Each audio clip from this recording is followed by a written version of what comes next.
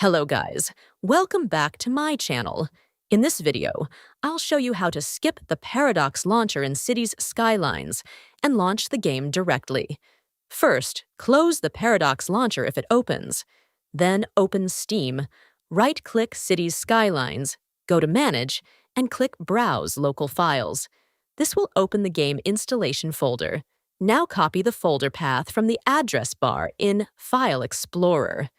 After that, find the cities.exe game file in the folder and copy its name.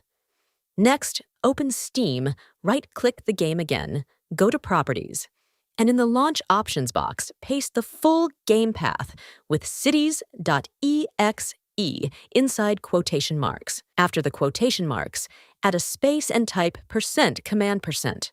Once you add this, close the window and launch the game from Steam. The game should now start directly without opening the Paradox launcher. And that's it. Thanks for watching, and don't forget to like the video and subscribe to the channel.